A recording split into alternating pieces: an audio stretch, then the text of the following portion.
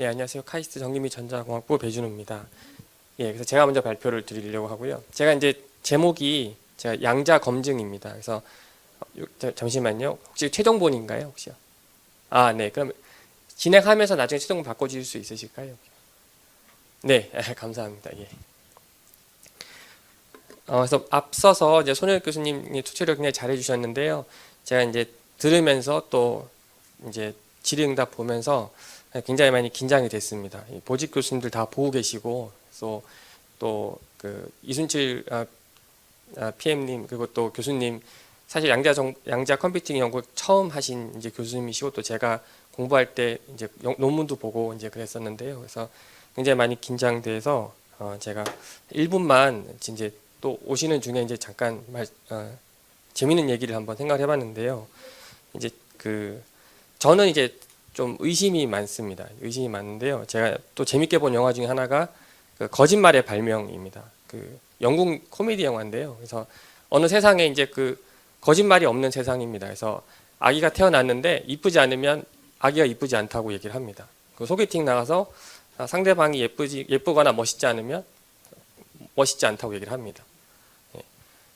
이제 그런 세상인데 어느 날 이제 누군가 거짓말을 발명을 합니다. 그래서 당신은 아름다워요 해서부터 사람들이 행복해하기 시작을 하고 마지막에는 천국이 있다는 그런 거짓말을 발명을 하는 걸로 이제 거기에 나와서 모든 사람이 이제 행복하게 됩니다. 아마 이제 양자라는 거를 원자를 본 사람은 없고 또 전자를 본 사람은 없습니다. 그럼 이제 어떻게 이걸 가지고 노벨상을 받고 또 현상을 보고 하는지는 우리가 생각해 봐야 되는데요. 그래서 어디가 양자냐, 그리고 이제 이런 질문들에 대해서 저는 양자 검증이라는 이제 제목을 붙였고요. 제가 이렇게 약간 이런 질문을 하는 의심을 갖는 이유는 정확한 질문을 찾기 위한 노력입니다. 그래서 제 마음 속에는 굉장히 요 중요한 주제 그리고 어떤 부분이 우리가 고민해야 되는지를 얘기하고 싶은 부분이 있는데 이제 거기에 시작은 바로 이제 의심 그리고 이제 중요한 문제를 찾고자 하는 노력입니다. 단순하게 다시 한번 질문하면 주변에 양자 현상을 보신 적이 있으실까요? 그러니까 주변에 역학적인 현상, 광학적인 현상은 이제 노을이 붉은 이유, 하늘이 파란 이유 모두 광학적인 현상인데 주변에 양자역학적인 현상을 보신 적이 있으실까요? 그러니까 아마 없으실 겁니다. 양자역학적인 현상 어떤 현상을 봤을 때 이건 양자역학적이야라고 얘기할 수 있는 게 없을 겁니다. 근데 그런 현상이 나타나야 양자를 우리가 사용할 수 있게 되는 건 또 사실입니다. 그럼 어떻게 이 두 가지 질문을 우리가 다뤄야 할 것인가인데요. 바로 저는 그 접근의 기본 아이디어가 양자 검증이라고 생각을 합니다. 예, 그럼 제가 조금 길었는데 이어서 말씀드리겠습니다. 이건 최종본이 맞을까요? 그죠? 네, 알겠습니다. 예.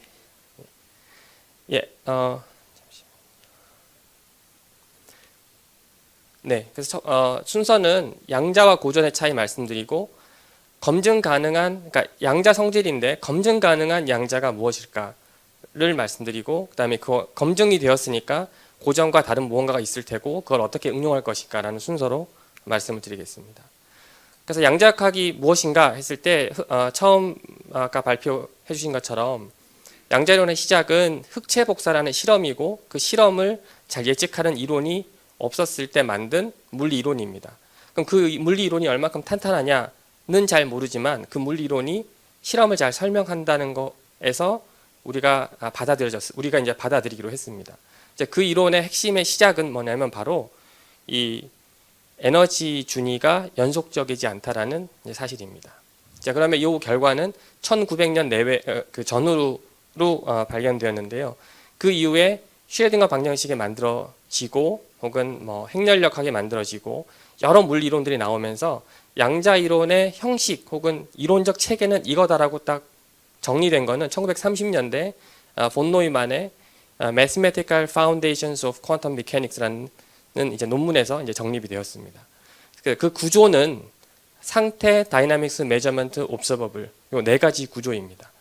그러니까 우리가 역학이나 혹은 다른 물리론을 배울 때 이런 구조를 얘기하지 않습니다. 상당히 인위적인 구조를 만들었는데 이 구조 이 네 가지 상태, 다이나믹스, 메저먼트를 통해서 양자 시스템을 기술할 수 있고 그 다음에 양자 시스템의 측정 결과 혹은 그 현상을 우리가 예측해낼 수 있다가 이제 결론입니다.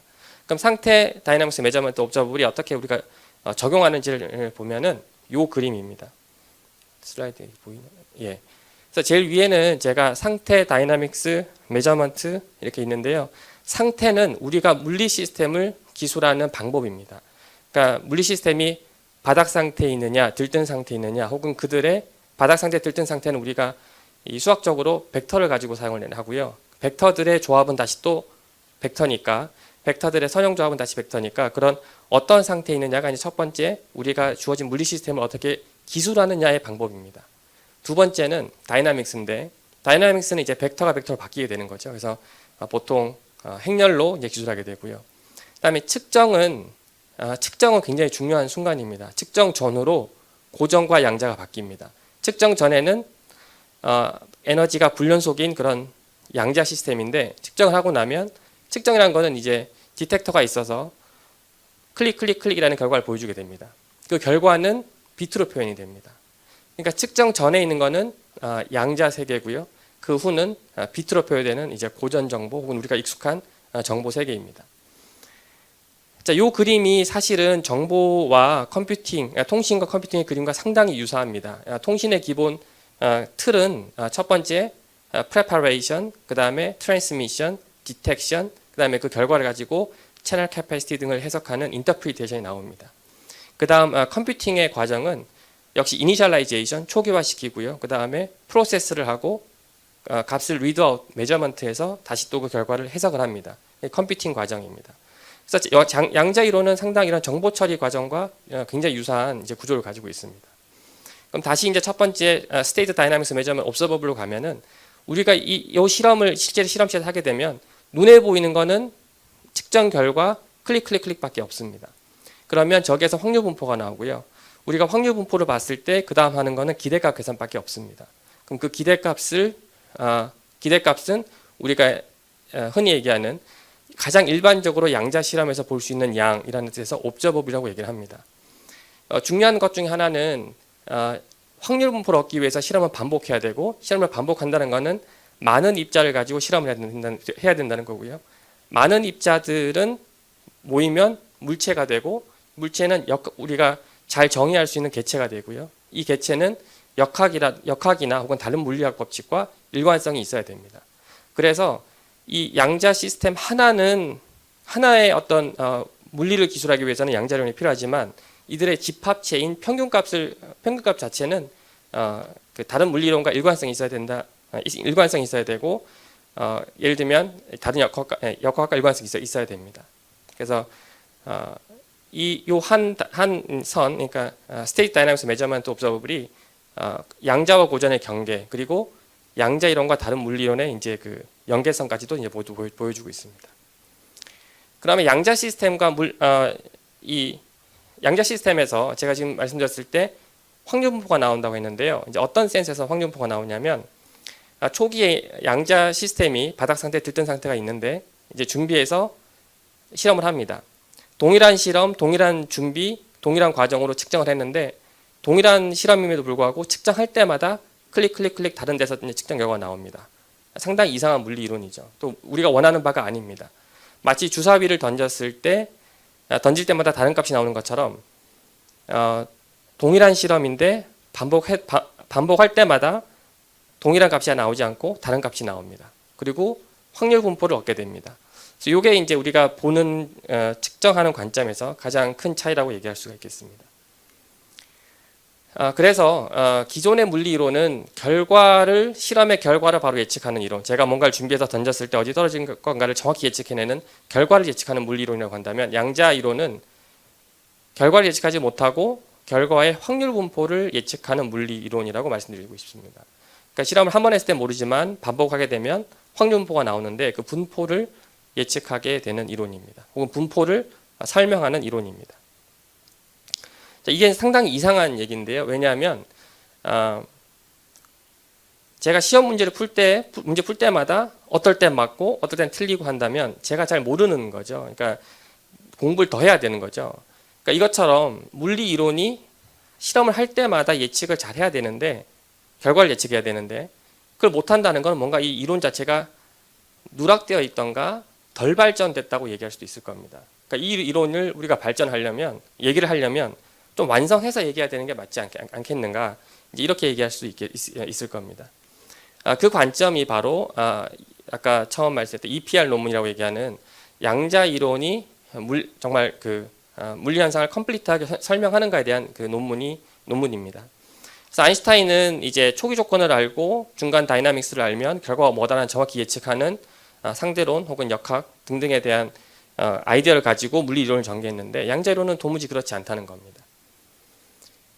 자, 그러면 이 질문이 오래오래 지나서 1960년대 존 벨이 이런 가정을 합니다. 그렇다면 그렇게 결과를 예측하는 이론이 있다고 가정하자라고 얘기를 합니다. 어떤 센스에서 그러냐면, 다시 돌아가서 주사위를 한번 바라보면 주사위를 던졌을 때, 동전을 던졌을 때 앞면 뒷면이 마음대로 나온다고 말씀드렸지만, 사실은 이때 중요한 거는 동일한 실험이 반복되었을 때이고, 동일한 실험이 반복되었을 때 앞면 뒷면이 나오는 거는 우리가 초기 조건을 모른다던가 혹은 중간 과정을 모른다던가라는 정보의 누락 때문에 이제 그렇습니다. 그러니까 우리가 모든 컴플리트한 정보를 알고 있다면 모든 건 예측 가능해야 되는 겁니다. 그러니까 지금 제가 쓴 이 식을 보시면 이제 PA 바 X인데, X라는 조건에서 A가 결과가 나오는데, 저게 확률 분포로 주어지는 거는 오른쪽에 있는 PD, 디터미니스틱 이벤트들이 어떻게 조합되어 있는지를 모르는 정보의 누락 때문에 확률 분포가 나오는 것이지, 우리가 아는 이런 물리 세상에, 이 현상에서는 이런 확률 분포 혹은 예측 못하는 것이라는 것은 정보가 완전하다면 그런 건 있을 수가 없습니다.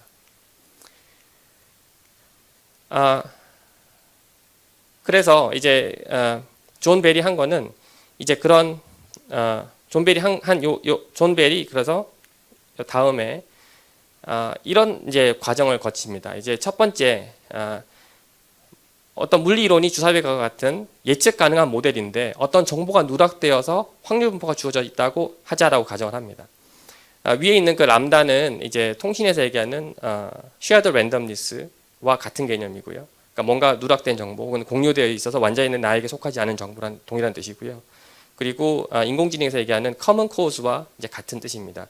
두 코릴레이션을 연계하는 어떤 모르는 중간 변수와 이제 같은 개념입니다. 그래서 그래서 이런 확률 분포를 가정한 다음에 A와 B의 두 개의 동전에 대한 예측 가능한 모델에 대해서 확률 분포를 만들고, 저 확률 분포는 반드시 저러한 밑에 있는 CHSH라고 불리는 저 부등식을 만족해야 된다는 결과를 존 벨이 얻습니다. 왜 저게 부등식이 나오냐면, 앞에 있는 그 쉐어드 랜덤니스 부분이 이제 컨벡시티가 있기 때문에 부등식이 나옵니다. 컨벡시티가 있으니까 컨벡셋의 밖에 있는 것과 내부를 구별해 주는 어떤 부등식이 존재하고, 그 부등식이 바로 저 CHSH 부등식에 이제 해당을 합니다. 저 부등식을 위반하면 밑에 있는 보시면 양자 시스템을 놓고 얽힘을 놓고 실험을 했을 때 위반하면, 그 얘기는 저 확률 분포가, 최초의 확률 분포가 이런 동전의 조합으로 쓰여질 수 없다는 걸 얘기하고요. 그 얘기는 어떤 확률 분포가 있는데 이 분포는 디터미니스틱 이벤트들의 조합으로 쓸 수 없다는 걸 얘기하는 거기 때문에 트루 랜덤리스가 존재한다는 걸 얘기할 수가 있습니다. 그래서 전산학적으로 이 벨 부등식의 의미는 정말 랜덤한 게 있을 수 있구나라는 게 가장 큰 메시지가 됩니다. 놀랍게도 이러한 결과에 대한 해석은 아주 오래전에 얻은 게 아니고요. 상당히 최근입니다. 이 실험을 2009년도에 처음으로 이제 했고요. 그다음에 이 논문이 바로 양자 난수 실험의 첫 논문입니다. 그래서 벨 부등식을 테스트를 하고요. 전체 과정은 벨 부등식 밑에 그림이 있는 양자 시스템 두 개를 놓고 얽힘을 나눠 가지고 벨 부등식 실험을 하고, 전체 벨 부등식이 위반했으니까 개별 시스템은 랜덤하다는 것을 보이고, 오른쪽에 이제 그래프가 있습니다. 이 실험에서 우리가 자세히 봐야 될 거는 뭐냐면, 이 실험 자체는 이 앞서 보여드렸던 이 작년 노벨상을 받았던 이제 이 실험 광자를 나눠 가지고 측정하는 실험, 굉장히 간단한 실험인데, 이 실험의 80년대 실험인데요. 그 실험에 비해서 이 실험이 더 어려운 이유는 뭐냐면 측정이 훨씬 섬세합니다. 측정 장치가 매우 섬세합니다. 광자는 작은 에너지이기 때문에 그 에너지가 디텍터에 와서 반응을 하면 그 디텍터가 에너지를 얻었다고 이제 시그널을 보냅니다. 그럼 이때 두 가지 문제가 있는데, 첫 번째는 너무 작은 에너지가 오기 때문에 디텍터가 반응하지 않을 수가 있습니다. 그래서 에피션시가 낮을 수 있고요. 그다음에 두 번째는 너무 작은 에너지이기 때문에 오지 않아도 주변에 있는 잡음 때문에 디텍터가 반응을 할 수가 있습니다. 이런 경우를 이제 다크 카운트라고 얘기를 합니다. 이 두 가지가 정보 처리에 있어서 문제점을 야기하는 이유는 뭐냐면 샘플링이 공정하지 않다는, 그러니까 페어 샘플링 어썸션을 요구해야 되는 상황이 됩니다. 그러니까 샘플이 페어하지 않다면 랜덤하게 보이게끔 인위적으로 조작한 데이터가 아니냐라는 것들을 우리가 저스티파이 하기가 굉장히 어렵습니다. 근데 이 벨 실험은 측정 장치가 굉장히 좋기 때문에 페어 샘플링이라는 그런 가정 없이 이제 성립하게 됩니다. 자, 그러면 지금 이 실험은 앞선 벨 부등식을 보고 나서 이 두 개의 한쪽 디바이스에서 랜덤리스가 있다는 걸 보인 실험이고요. 그 다음 이 벨 부등 실험을 직접 하게 되면 이 디바이스 인디펜던트 QKD라는 이제 결론을 얻게 됩니다. 이 프로토콜은 아이디어가 뭐냐면요. QKD 실험을 하는 데 있어서 이제 디텍터 문제가 역시 또 보안성에 큰 그 루프홀이 됩니다. 왜 그러냐면 페어 샘플링 때문에 역시 그렇습니다. 두 개의 디텍터가 모든 데이터를 보지 않고 특정 데이터를 보게 되는데, 왜냐하면 디텍터가 부족하기 때문이에요. 그러니까 에피션시가 낮거나 오지 않았는데 반응을 하는 그런 문제 때문에 디텍터의 낮은 효율 때문에 페어 샘플링을 가정하고 보는 이제 그런 보안성은 이제 저스티파이가 안 된 보안성일 수 있습니다. 그럼 디바이스 인디펜던트 QKD는 그런 디바이스의 디테일에 의존하지 않고서도 안전한 암호 프로토콜이 디바이스 인디펜던트 QKD고요. 이때 중요한 가정은 벨 부등식을 위반해야 됩니다. 왜 그러냐면 이 실험을 하게 되면 결과적으로 확률 분포를 보게 되는데, 그 확률 분포를 보고서 이게 양자인지 아닌지 어떻게 합니까? 그래서 벨 부등식을 위반하면 이게 잘 모르지만 그 내부 인터널 워킹 프린시플은 양자라고 이제 알게 됩니다. 그런 다음에 벨 부등식을 위반하니까 양자 상태를 아까 전에 복제할 수 없다고 했는데요. 양자 상태는 복제할 수 없으니까 양자모가 안전하다라고 얘기한다면 나눠 가진 양자 상태를 복제할 수 없는 걸 어떻게 합니까? 그것도 벨 부등식을 위반했으니까 양자 상태인 건 분명하고 양자 상태는 그래서 복제할 수 없고, 그래서 이 디바이스 인디펜던트 QKD의 기본 아이디어는 벨 부등식을 위반했으니까 양자임에 분명하고, 따라서 도청자가 얻는 정보량도 역시 캐릭터라이즈 할 수 있습니다. 그래서 마지막에 보이는 이 밑에 있는 K 구조가 이 식이 바로 키 레이트를 의미합니다. 그리고 이 디바이스 인디펜던트 QKD의 그 보안성에 대한 정의는 정보 이론적 보안성이고요. 그다음에 이 키 디슬레이션 프로토콜 자체는 우엘리 마우러가 얘기하는 그 시크릿 키 어그리먼트 프로토콜하고 이제 동일합니다. 그때 이 확률 분포를 얻는 중간 소스가 양자를 사용하는 것라는 점에서만 차이가 있습니다.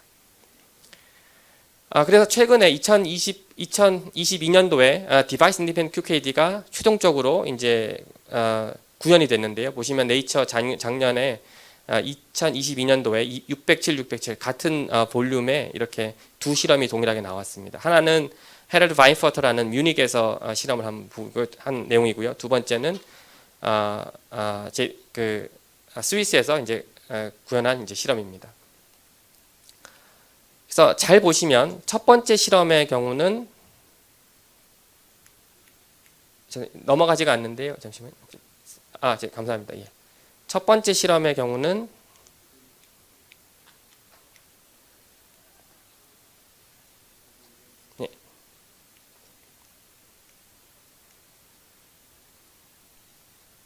아마 슬라이드 바꾸면서 지금 조금 잘 안 되는 것 같습니다. 잠시만. 첫 번째 실험 경우는 이제 아톰 트랩을 가지고 디텍터를 만들어서 실험을 했고요. 두 번째 실험은 아이언 트랩을 가지고 구현해서 또 실험을 했습니다. 이제 그 디텍터를 어떤 걸 써서 정말 벨 실험을 얼마큼 섬세하게 했느냐가 이 두 논문의 큰 차이가 됩니다. 예, 그래서 퀀텀 클래시컬이냐 아니냐를 봤을 때 우리는 안에 있는 원자, 광자를 볼 수 없고, 우리가 저 측정을 한 결과 확률 분포를 가지고만 양자냐 아니냐를 판단할 수 있는데 이제 그 어떤 방법 중에 하나를 말씀드렸고요. 그러면 양자인지 아닌지 알기 위해서 두 개의 시스템을 한꺼번에 봐야만 되느냐라고 물어볼 수 있는데, 즉 하나의 그 디텍터를 보고서 얘가 양자 디바이스인지 아닌지 혹은 양자적으로 동작하는지 안 하는지를 알 수 있느냐라는 질문을 할 수 있는데, 여기에 대한 것도 최근에 2018년도에 이론 논문이긴 한데요. 그 퀀텀 어드밴티지에 대한 논문 나왔고요. 그 다음에 작년에 저희 연구실에서도 하나의 디텍터에 대한 연구 결과가 나왔습니다. 요 갭 보여주는 NC 퀀텀 요 갭이 양자와 양자 아닌 확률 분포들 간의 차이가 됩니다. 최근에 이제 저희는 요 내용을 가지고 역시 실험을 해보려고 이제 공동 연구를 이제 추진하고 있습니다. 그래서 핵심적으로 드리고 싶은 말씀은 논로컬 분포 혹은 그러니까 밸브 등식 혹은 얽힘을 가지고 퀀텀인지 아닌지를 우리가 볼 수 있는 실험들이 존재하고요. 그다음에 이 디바이스 자체가 완벽하지 않아도 퀀텀 어드밴티지를 얻을 수 있다가 메시지가 되겠습니다. 다음은 그럼 노노칼리티를 얻었을 때 우리가 무엇을 할 수 있을 것인가에 대한 건데, 간략하게 결과만 말씀드리면 첫 번째 최근 알려진 결과는 피터쇼 그 소인수분해 알고리즘을 얘기한 피터쇼가 네트워크 통신에서 양자 얽힘이나 혹은 노노칼리티가 쓸모 있다고 첫 논문을 보였고요. 그다음에 한 2년 3년 전쯤에 저 연구실에서도 동일하게 노노칼 네트워크 코딩에 쓸모 있다고 보였고요. 또 최근에 멀티플 액세스 채널이라는 2대1 통신에서도 이제 보였고, 또 저희도 그런 논문을 이제 준비하고 있습니다. 예전 버전이라서 이제 저잘 나오지 않았는데요. 그래서 저희 정기민 전자공학부의 통신 교수님들하고도 이제 같이 공동 연구를 하고 있습니다. 네, 그래서 기본 아이디어는 두 명의 샌더, 두 명의 리시버가 있을 때 두 명의 샌더가 같이 코릴레이션을 가지고, 즉 양자 실험을 통해서 얻은 확률표를 가지고 인코딩을 하게 됩니다. 그래서 네트워크 통신에서도 퀀텀 어드밴티지가 존재한다는 걸 말씀드리고 싶고요. 다음에 제가 1, 2분만 써서 짧게 말씀드리겠습니다. 양자 컴퓨터가 완전하다면 무엇을 할 수 있을 것인가? 첫 번째는 퀀텀 후레 트랜스폼을 굉장히 빨리 할 수 있습니다. 첫 번째 위에 라인은 X에서 Y까지의 후레 트랜스폼이고요. 아래쪽에 퀀텀 스테이트를 준비하고 퀀텀 스테이트를 통해서 후레 트랜스폼을 구현하면 로그만큼 취한 만큼의 굉장한 익스포넨셜 스피드업이 나타납니다. 그러면 이 양자 소인수분해 알고리즘을 후레 트랜스폼을 가지고 한 그 첫 번째 응용 알고리즘이 바로 양자 소인수분해 알고리즘이고요. 그 이 속도 향상 때문에 양자 소인수분해 알고리즘이 속도 향상을 얻게 됩니다.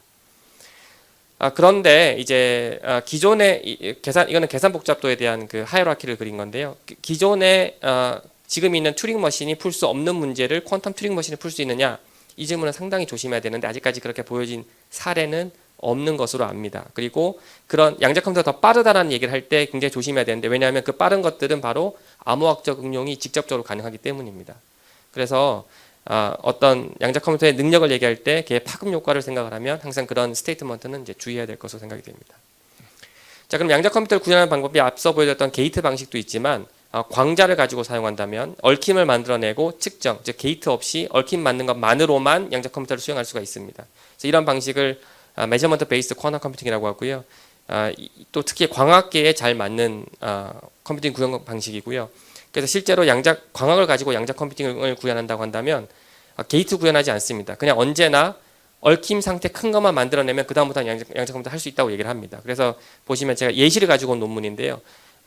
4포톤 그래프 스테이트라는 걸 만드는데 멀티파타이트 그래프 스테이트를 만들면 그 자체가 양자 컴퓨터에 해당합니다. 그래서 그런 논문들이 이제 뒤에 있고요. 아마 뒤에 교수님들 발표하실 때 장거리 양자 통신, 그리고 이런 얽힘 만드는 것으로 양자 컴퓨팅이 가능하다는 것들도 말씀해 주실 겁니다. 그래서 제가 퀀텀엑스에서 말씀드리고 싶은 두 가지 주제는, 첫 번째 포토닉스와 결합인데요. 그래서 양자 키 분배, 특히 디바이스 인디펜던트 QKD 검증 가능한 양자 시나리오, 그리고 컴퓨팅, 그리고 네트워크에서 언제나 검증만 잘할 수 있다면 퀀텀 어드밴티지는 우리가 얻을 수 있다는 걸 말씀드리고 싶습니다.